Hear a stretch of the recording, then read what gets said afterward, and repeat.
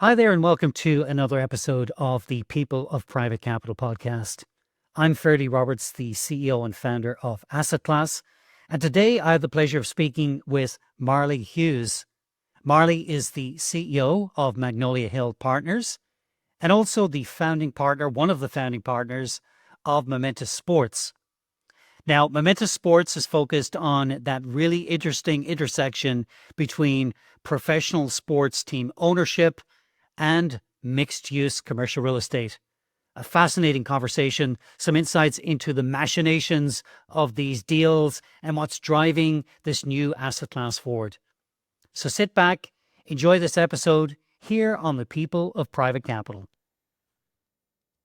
Okay, well, Marley, as I mentioned in the introduction there, you guys are involved in a lot of things at Momentous Sports and at Magnolia Hill Partners. Very keen to dive into that here over the course of the next 40 minutes or so. But first of all, welcome to the People of Private Capital. Thank you so much for having me. Truly appreciate it. Yeah, likewise, likewise. Well, Marley, for people who don't know you, perhaps unfamiliar with Magnolia Hill Partners, or more importantly, Momentous Sports, could you start with a brief introduction to yourself, perhaps a little bit about your background and how you got to the point that you're at now, and then maybe tee up Momentous Sports and where you focus? Yeah. No, I appreciate that. And thank you. I think the background's really important. For me, I am a Florida boy through and through, grew up in the beaches of Florida and actually happened to follow one of my best buddies to university here in Florida with the thought that I would be a financial advisor one day. That was always my goal. And then when I was in school, I decided my goal is now to be an investment banker. And coming out Right. of my university, there was about one or two of us that happened to go on to be an investment banker every year. I got that job opportunity. But Right. I was one of those kids that was very close to my professors and the dean of the business school and university. And as I was about to accept an opportunity to move up to New York City and become an investment banker, that same dean of the business school said, "Hey, Marley, why don't you go interview with this company that I've been consulting for? They have a really interesting idea, and you should go talk to them. They need somebody to go run through some walls for them." And so I Right. said, "All right, well, I've already got, the dream job, but I'll go talk to these folks." Happened to talk to some folks that had incredible pedigree, were rolling out of some very significant companies, and they were focused at that time back in 2010 on alternative investments. And for me, as Right. a young guy coming out of university, I had never learned about that in my coursework, and most of the population, thankfully, was not even aware of it as well. But what they Right. sold me on was this opportunity to unlock access to investment strategies that at that time, most of the large endowments, the sovereign wealth funds, and the ultra high net worth in the world had access to. Yep. Private credit, private debt, private equity, private commercial real estate, venture capital, and other things. But coming from a very blue collar family, my parents didn't have it. They had 60/40, stocks and bonds. And Yep. so they outlined an opportunity to join a firm with a blank canvas and a huge opportunity and a huge vision to go and unlock access to a very interesting part of the investment framework that most people did not have access to. Right. So I took that job. I turned down my investment banking job and I started with these guys. That company back then was called Franklin Square Capital Partners. Right. When we IPO'd, it became FS Investments, and now they just changed their name for a third time over the last 15 years called Future Standard. But Right. that is my DNA. I grew up in that world. I was so humbled and blessed to work with some incredible men and women helping to build that company and that strategy. And again, our whole ethos was doing things a little bit differently, unlocking alternative investments for a piece of the market. At that time, it was your traditional financial advisors and RAs that did not have a whole lot of access in terms of the alternatives bucket. Right. So we had a very successful run. That company still exists today. It was very close with all the founders and ultimately had the opportunity after living in Philadelphia for a while. Again, I mentioned I'm a Florida boy. My wife is a Florida girl through and through for Right. generations. To move back down to Florida and to exit that company with one of the founders and to really stand up his family office and to go out and really take a bet on myself and on us to go, do essentially version 2.0 of FS Investments. And so, we are grounded. MHP, Magnolia Hill Partners, is a family office at the top with our own balance sheet, our own capital, and the opportunity to invest in people and strategies that we have the most conviction and trust in. Right. And over the last couple of years, we've had the opportunity to really lean into different segments of the investment universe, that being sports, that being, data centers and digital infrastructure and lower middle market private equity, and in places that we have a lot of conviction. And in some of those instances, we've had the opportunity to build our own platforms. And so I akin it very much to what we did at FS Investments at Momentous, which is a platform owned by our family office. We are focused on the intersection of professional sports investments paired with a very dynamic mixed use real estate around those sports teams. And so Right. we spent a lot of time trying to figure out how we're going to invest in sports. We didn't find a company that was quite doing it the way that we thought was the best way. And so we created our own. Right. Right. Incredible. And so your thesis for Momentous Sports is what, kind of succinctly?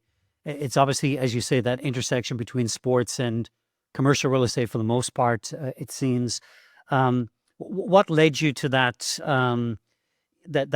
realization that there was an opportunity there? Yeah, no, absolutely. So sports was not originally an asset class where we said, "Hey, we want to have our name up on that, on that stadium or on that scoreboard." Hmm. Both myself and my partner John are not necessarily vanity people by any stretch of the imagination, but we did see a lot of the writing on the wall in terms of private equity and other capital sources coming into sports. When we Yep. started receiving pitches, essentially to go invest in sports team, predominantly the pitch was, "Hey, you should invest in one of these NFL teams because they're not making any more of them. There's only 32 of them across the country. And now that you have limited supply and increased demand from the capital markets, obviously valuations will go up." Well, it made a lot of Right. sense, but when you peel back, kind of the covers on whether it was NFL or some of the other leagues, a lot of it was media driven in terms of contracts and revenue. They were trading on top line revenue. And then, that thesis of limited supply and increased demand could only last for so long.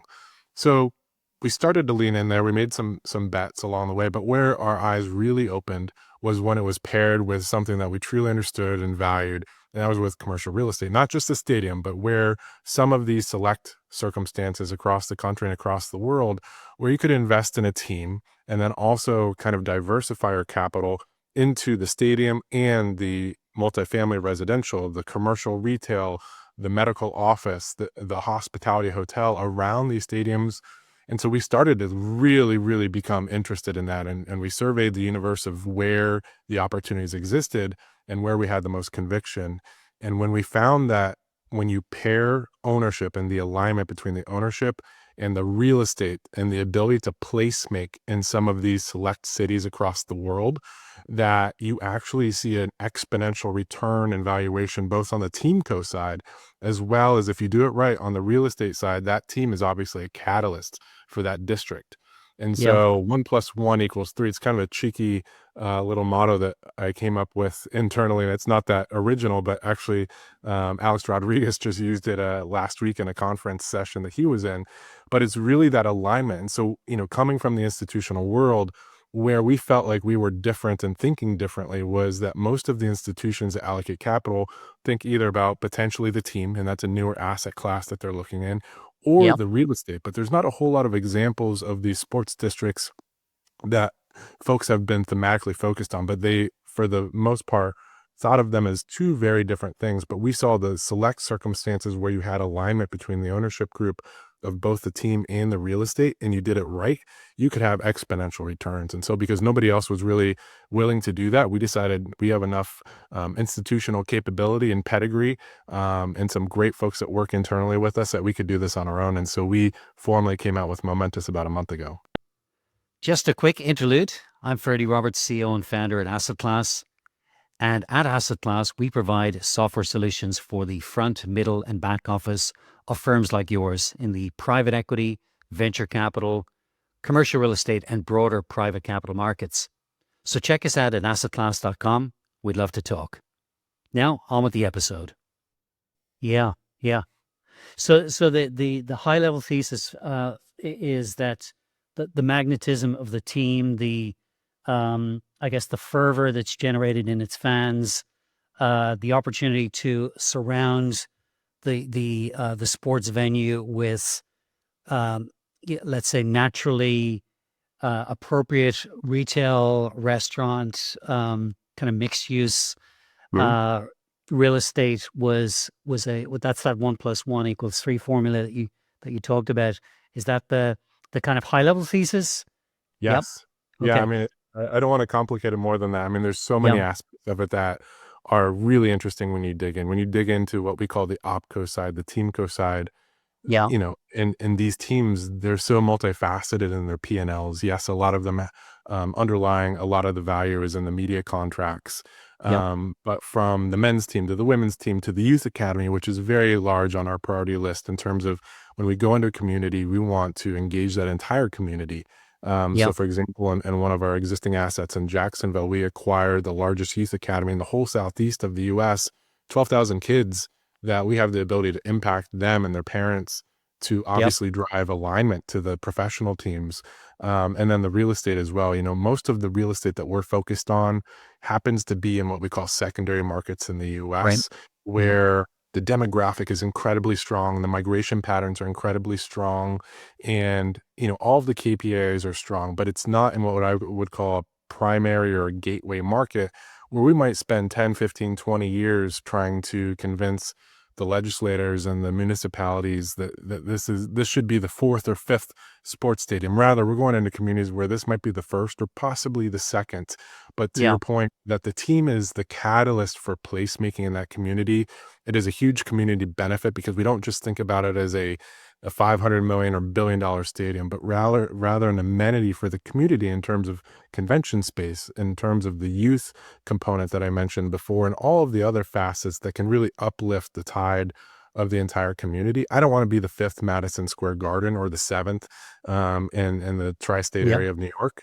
I think it's fabulous what they do, but I'd rather be the first or second in great markets like Cincinnati or Charleston or Tampa or Jacksonville. Yeah. Yeah. Yeah. It strikes me that, as you described there, the team and everything that surrounds the team. I mean, it is multifaceted. When I think about retail, hospitality, media rights, um, tourism. I mean, there's so much, let's say, peripheral opportunity that sits, and at the center of that is the team. Um, it struck me just coincidentally watching that. I don't know, it's 5 or 6 part series, but fascinating to watch about the Dallas Cowboys Yes. on Netflix recently, and I was glued to it. But it was interesting to see how over the years that was monetized, and of course, it's an absolute juggernaut of a business now with under Terry Jones. But the secondary markets you feel there's a better kind of bang for your buck there, and I mean, just as fervent fans. I mean, you're Florida, USC, is that right? Where did you where did you go? UCF in Oh, Orlando. sorry, UC. Yeah. Yeah. Yeah. So fervent fans in Florida, right? Yes. Is that where you were kind of bitten by the bug? Were you a sports fan that wanted to kind of parlay that into business, or how did that It's interesting. influence I you? mean, I've always been a sports fan, yes, but I've Yeah. never been any good at sports myself. I was never quite athletic. I've surrounded myself with incredible folks that are Yeah. much more athletic than I am and All gifted right. in that regard. But I would say I was a sports fan, but I did not get into sports investing because of that. We Right. are investors first and foremost. And so, Mm-hmm. we have a lot of mandates here, but one of the easy ones, which is kind of stolen from Warren Buffett, is one, we don't want to lose a dollar. And two, we want to multiply that dollar as much as possible. Now, there's Yeah. other things that are very important to us as well, like the impact that we can make with that dollar and other things. But as I started to survey, again, areas, and this is from we have exposure to data centers, which is one of the hottest segments of the universe from an investment standpoint for the last 24, 36 months. We've been involved there for a handful of years. We have a blank canvas. We can go anywhere. So I did not pick or choose sports because I was a fan. Now, there's a huge aspect to that in terms of what we saw with COVID, and Mm-hmm. the uptick of unscripted live entertainment being something that people don't want to lose, right? They Yeah. actually want Yeah. more of it as we go into an automated world. But all of the traditional investment criteria, but why we chose the secondary markets to the point of your question was because we can truly make an impact in those areas. There's limited supply of existing teams and great placemaking examples in some of those places, and they Mm-hmm. have the underlying demographics to support an incredible sports team and placemaking mixed use complex where, again, you know, New York is going to be New York forever, hopefully. Mhm. But you know, some of these places you can go in and radically shape the destination and the vision and the future for that community through one project. Other communities, it takes a lot longer. There's a lot of more bureaucracy and things to work around, but it's just you're one of many. I'd rather be Yeah. one of one. Yeah. Yeah. Interesting. And when we think about your area of focus, are you focused on particular sports? Are you looking at emerging sports or even sports coming from other countries? I mean, how does that thesis kind of develop over time? So it's interesting, and it's a great question. As we've surveyed sports, again, we got into this, making bets of our own, looking at all the existing funds out there, and decided that nobody was really doing it in the way that we thought was the most, um, you know, um, highest return of investment for our dollars. Yeah. But we got to see all different shapes and sizes and flavors, and so you have funds out there that are investing pure minority stakes in the top NFL teams and NBA teams. They have no governance, they have no say so. The league literally mandates that they can't have any operational say so. And so they're just betting on that, the most mature leagues and teams are going up and to the right. Then you have others on the opposite side that I used this joke earlier, and it's probably a bad joke, but are backing the upside down wiffle ball leagues and like all of these Right. upstart sports, right? Yeah. For Yeah. us, we are a bit of traditionalists. I want to invest in a sport that already has a wide ranging, universal, global audience Yeah. that we're not making up on the fly and new rules and new leagues and new teams. So that happens to be here in the US, something that you as a European probably were exposed to quite a bit in Yeah. terms of soccer, football. Yep. And so US soccer is exponential in its growth. Hmm. And my children's generation, they're all, between the ages of 5 and 15, you know, the amount of attention that they're looking at and playing soccer is Yep. incredible. And they yearn for more local. I mean, the Premier League is obviously the epitome of it, right? But Yep. there's a lot of nostalgia value there that, other generations have had embedded. But when you have here in the US, the growth that we've had in soccer and the inability to necessarily align with a team in your community or even, for 3, 4, 5, 6 hours away, Yep. that's a huge opportunity. So to answer your question, we're focused on the middle market of sports predominantly. That tends to be women's sports. I've got two Hmm. daughters, which is amazing. It Yep. is professional soccer, and it happens to be things again in these secondary markets that attract a lot of the community, like minor league baseball, minor league hockey. If you're in a big city like New York City, you're going to say minor league hockey. What the heck even is that? Hmm. But for places like Augusta, Georgia, or Birmingham, Alabama, where you've got a great demographic, but you have limited supply of things to go do on a Friday or Saturday, you're an incredible fan of those Yep. local teams. And then when you can do that in an area where you can send your wife down to go to the local wine bar, or make it that true placemaking like we have in the Battery up in Georgia with the Atlanta Right. Braves, that's when it's a huge opportunity. So the middle market of sports predominantly, but we'll sprinkle in your MLB teams, your NBA teams, NFL teams where there's a great upside in terms of the real estate. Yeah. Yeah. Excellent. Um, just in terms of structure, Marley, for LPs, well, first of all, what is the structure of the investment? Is it a dedicated fund? Is it an SPV? Is it what's the Yeah. structure? Is question one, and then the second is in terms of participation. How are the LPs participating in the fund itself or in the Yeah. vehicle? So it's funny. I was on a podcast a couple of weeks ago, and I said I spent my entire life trying not to be different, right? As a kid growing up, you just want to fit in. You don't want to be different. You don't want to be the outcast. And I Yep. think through my professional career, I've seen that the more that you think differently and act differently, sometimes that's a good thing. So not only did we decide that we're going to be a little bit different in terms of our approach and how we look at this space, but for us and how we invest our dollars, we like to be in the GP part of the equity stack in terms of decision making, in terms of the economics that can drive with that with a Yep. successful project. And so the structure is yes, it is a fund. So Momentous Sports Yeah. has fund, which will be available to outside investors and is, as of November 1st, available to outside investors.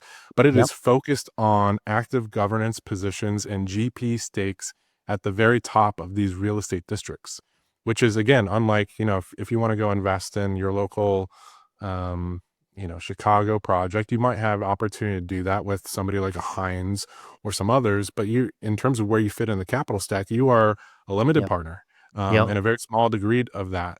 Within our projects, all of our investors, even as a passive LP investor in our fund, you are granted access to the GP portion of that project and Wow. those teams, Okay. which is where we're investing. So again, very different, but it is Yeah. a fund.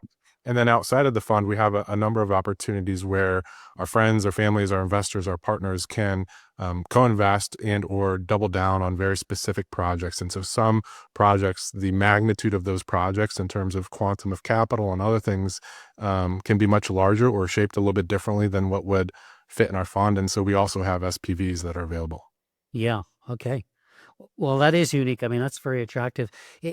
What drove that? I mean, obviously, it makes you different. It helps you stand out. The economics are a lot more attractive. But um, is what drove that decision? Are you getting and also where are your LPs coming from? Are they institutional investors, high net worth individuals, family offices, maybe pro athletes themselves?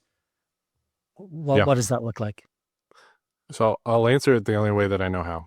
The Mm, reason that it's structured and that we focus that mm, way in terms of the GP component is because that's where our money is, and that's where we want our money to go more mhm. times than not. So why would we construct a strategy or a vehicle that did not mirror what we typically do and how we normally invest? Yeah. And the second antidote to that is, not disparaging any other funds, because I think it's fabulous what a lot of these folks are doing. We tend to be very active investors. And so we are not just an economic check and roll away and check in once a year, once every quarter. We're incredibly active and strategic as much as we can be, whether that's relationships, obviously that's capital, but anything that we can do to help these teams. And then specifically on the real estate side, we're incredibly active. Um, and so that is different. And so the reason that we're, kind of in that segment of the capital stack is because we add true value. We are on the phone, our team is on the phone with these ownership um, teams, with the developers of these projects, and we are rowing and exerting as much force and strategic influence as we can to be helpful to those projects. So again, very different in terms of active versus passive. We're very active. In terms of our investor pool, we ourselves are a family office, as I mentioned on the top end of Yeah. this conversation. And so we have a lot of friends that are in that same channel, which is a wide ranging channel. But I come from the world where, financial advisors and RAs tend to be very thoughtful, obviously, with their portfolios and with their clients. And so we've seen an enormous amount of support and interest from RAs specifically that, alternatives is a bucket that is continuing to gain Yeah. attention. And most RAs think about, how can I be different? How can I offer my clients something a little bit different, whether it's a different manager or structure? And so a lot of our investor base is also there. And of course, your normal high net worth or sometimes the institutions, but coming from the institutional world, like I said, it's tough to go to an institution where we're focusing on two very aligned things: real estate and the team. They work in tandem. But for them, because of the way of their, I'll use bureaucracy because I don't have any other word, but the way that they're structured, those are two teams with fighting for the same resources and attention and all kinds of different things within most of those institutions. And so that, you're kind of ordering lamb and tuna fish off the menu at these institutions is two very different things for them and Yeah. sometimes hard for them to consume. So some of the more frontiering organizations we're very close with, and some of the more traditionalist institutions I just don't think have the flexibility to think about a strategy like this. Yeah. But that's what makes it all the more interesting for us. Right. Right. And just talk me through. Let's say you've identified you described that secondary market. So you're going into Jacksonville, and what does deal flow look like in terms of the the the beginnings of those conversations? Are you approaching teams that, on the face of it, represent the high level, at least, or from the outside looking in? display the characteristics of a potential investment, and you are putting forward an investment thesis where you can bring capital and you can invest and help them to grow. And what does that look like? Behind the scenes, how does Yeah. that deal come together So without we call it betraying any kind of confidences, obviously? yeah, we call it a top down and bottom up approach here. So Yeah, we have, from the bottoms up, we have surveyed and looked across the US, and we also invest in Europe, across, all the different MSAs and metropolitan statistical areas, all the cities, yeah, and said, what are the demographics? What are the team makeups of existing teams? What are the existing placemaking sites that are kind of the prototypes within those cities, and narrow that down to a list that we feel is very attractive, and it's kind of our top list.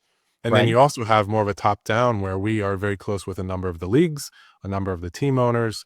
And then, ever since we've really gone public with this, a lot of support and interest from the municipalities and developers and different people kind of sending us opportunities. Right. And so it's really multifaceted. It is, one, understanding what our criteria is at a very core competency level in terms of, what cities and demographics do we want to be in. And then there's a bit of that art paired with the science in terms of, what sport and kind of the backing the operator. It's tough to financially model the caliber of somebody other Yeah, than their EV or their pedigree, right? right. But a large piece of any business, whether a venture investor or private equity or otherwise, there's the business plan, but then there's the people behind the business. And Sure. so we got some incredible folks on our team, that's what they've done their entire life, is figure out which jockeys to bet on. And so that's a big piece of it beyond just the demographics in the cities. So we are, to answer your question, we have about 140 pipeline opportunities in our pipeline, which our investment team is thrilled and agonized about at the same Yeah. time.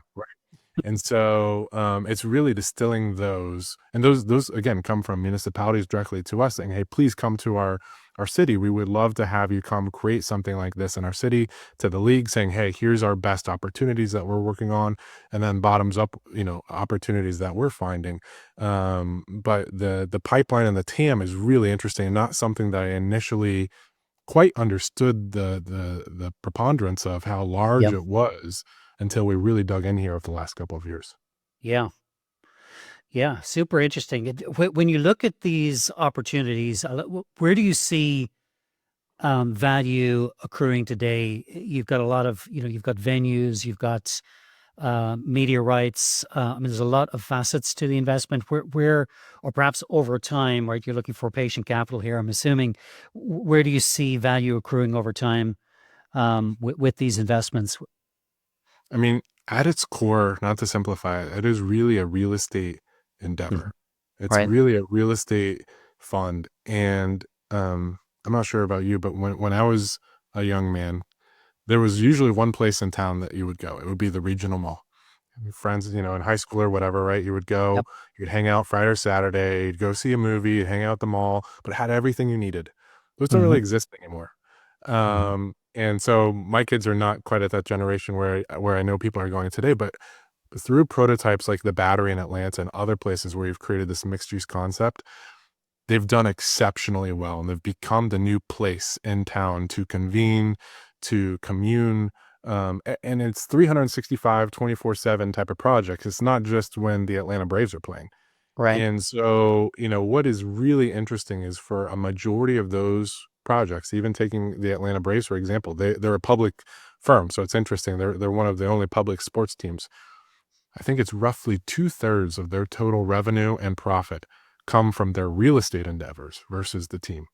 And Wow. so the team is the catalyst for that, has a huge Sure. impact. That is the draw, but as a real estate function. And so that's what we're most excited about. And so for us, to answer your question, these are real estate projects that have sports as a catalyst and kind of the cherry on top. And there's so many things that you can do with that sports team, again, on the youth side, the community impact side. And we couldn't find any other investment that had that type of opportunity in front of it. Yeah. Yeah. I mean, I guess the challenge or the balance that needs to be struck is, yeah, how sustainable is the model if the team isn't winning, right? And so you need to have that great when they are, right? Sure. But I guess on the flip side, I guess the derivation of fans, right? The fanatical Yes. following that they have is there, and sometimes that can be even stronger in the down seasons, as I guess most sports teams attest to. So, but that's it. That's interesting. And when you look at the model is one thing, right? And sounds like a great proposition.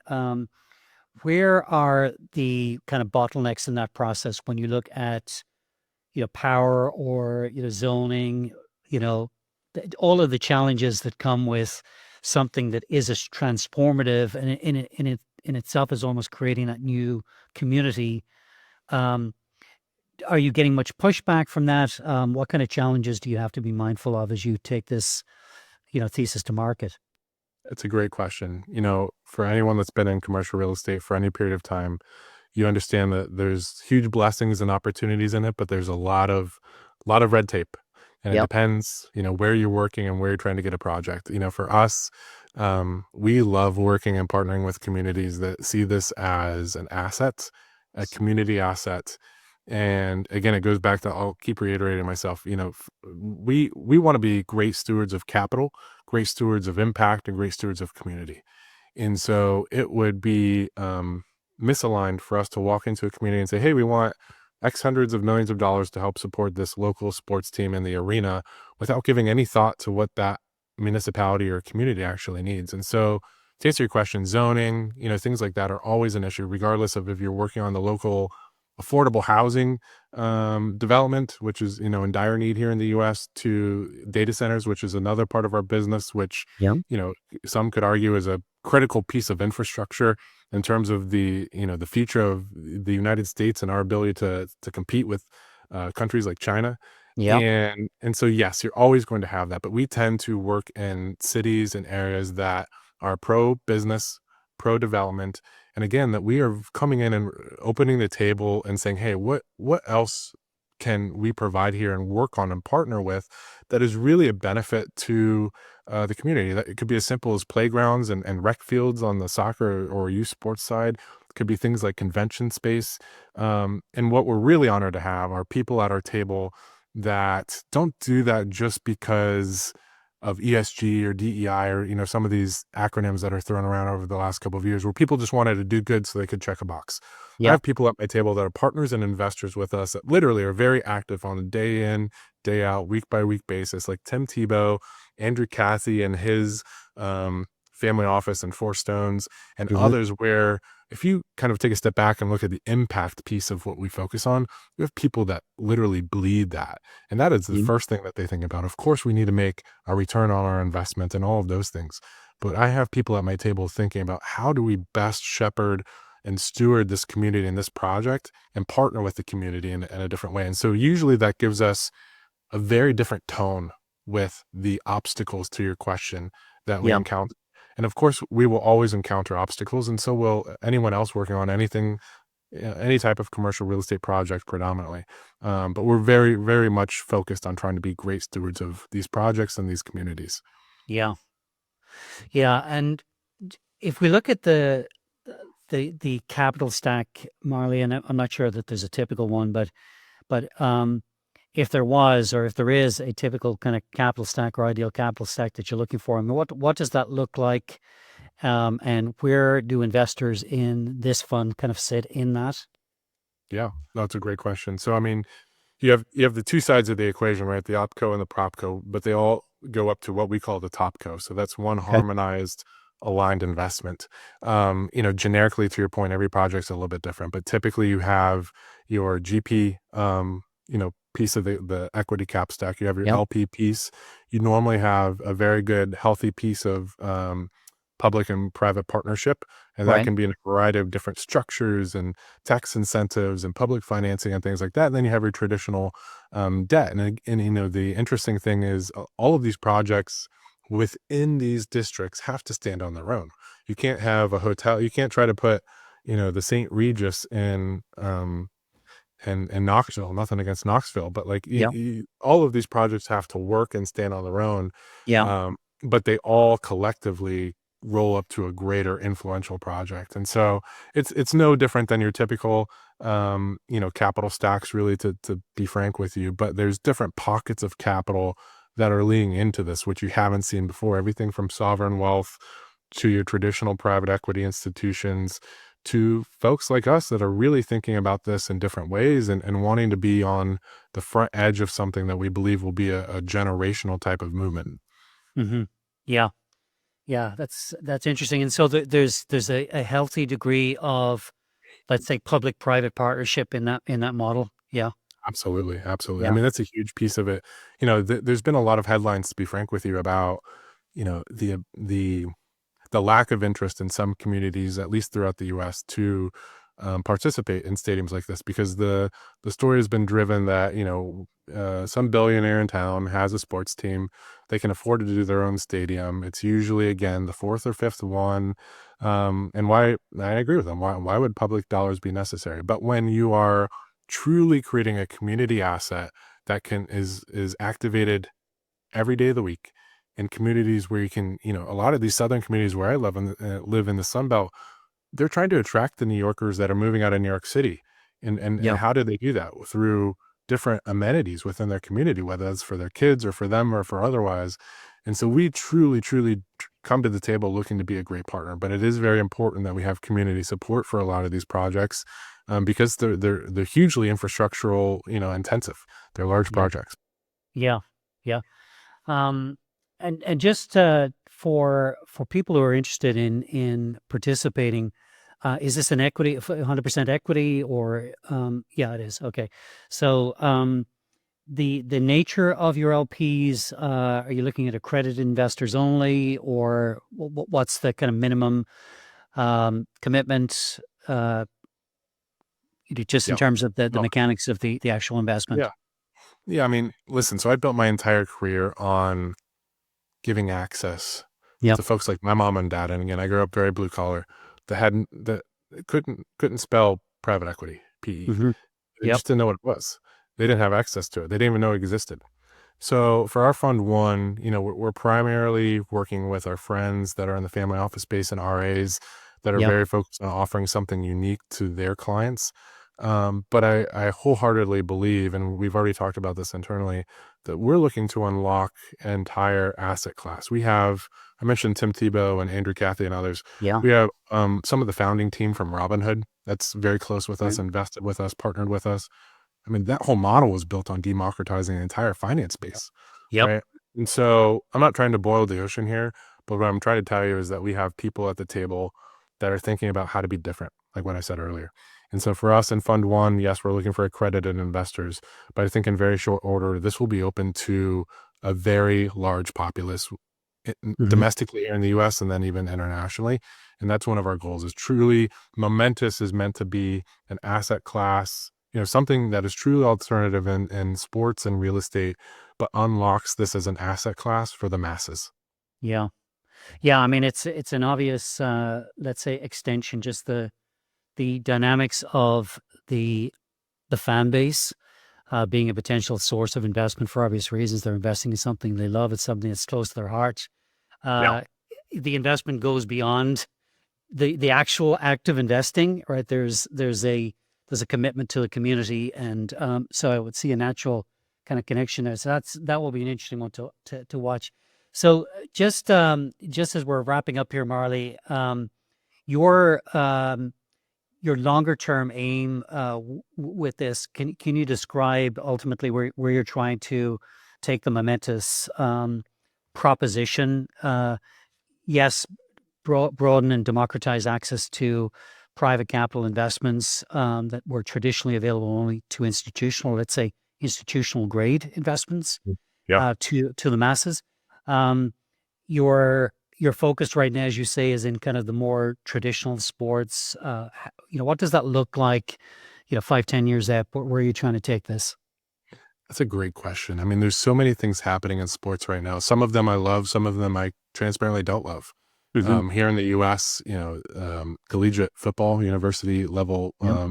football is a nostalgic, traditional, high octane, passion driven sport. It is Yep. dramatically changing right now with things like NIL. And I Yep. mean, from one year to the next, you could have a new coach, you could have a whole new team. Um, Higher education athletics is something that is on our radar. And Right. we um, we're not risk takers, right? We don't want to lose a dollar. That was number one, but we want to multiply that dollar. And so we're very, very focused on where's the bleeding edge where we're not, somebody that's taking a risk to be in that. And one example would be collegiate athletics. We will be there in 5 to 10 years for sure, maybe even sooner than that. But we will not be the ones working with, being on the frontier of creating some new structure that, we're hoping that all of the universities hop onto. It's going to take some time there. And so sports as an asset class in terms of how you watch it, how you engage with it, where you go. Do you go in and out of the stadium, or do you go experience the entire thing all day with your family? Yeah. That's all changing. And so we want to be on that frontier with everyone else and doing it in a very thoughtful, impact-driven way. Yeah. Well, it's an ambitious outlet that you've got there, and very exciting to be at the center of it, I'm sure. For people who want to learn more, Marley, who should they reach out to? How should they reach out to you? Is it at Momentous or Magnolia Hill Partners? What's the process? Actually, John Alway let us use his cell phone number, and he asked anyone that was interested to go ahead and call him. All right. Okay. Very good. I'm just joking. John's one of our great partners, along with Yeah. Tim Tebow and some other folks. Yeah. You And got a they're great they're team there. they're so great. Yeah. You can definitely look us up. There's two ways to look us up. Magnolia Hill Partners is our overarching parent platform, but Yep. specifically what we talked about here today is Momentous Sports. You can look Yep. up our website, and then all of our team is incredibly accessible. We keep using that word access. Accessible on places like LinkedIn and otherwise. So there should be no problem in trying to reach us. Hopefully you find plenty of opportunities to do so. Yeah, perfect. Well, we'll put links to the websites in the show notes, and links to yourself, Marley. And but for today, here on the People of Private Capital podcast, thanks very much, Marley. Really appreciate it, and the very best of luck to you and the endeavors of Momentous Sports. I appreciate it. Thank you so much for having me on. Thanks, Marley. Thank you.